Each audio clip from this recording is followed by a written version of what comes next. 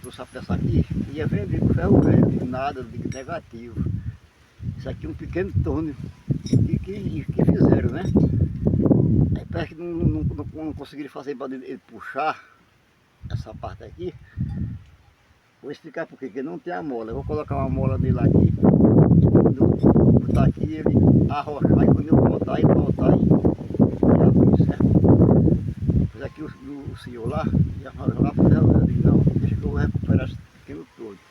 Já botei essa manivela aqui para arrochar.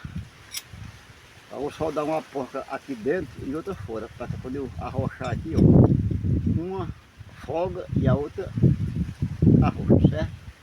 Deixa eu ver se o Sertão deu a conta aí, que é nós na fita, cuida.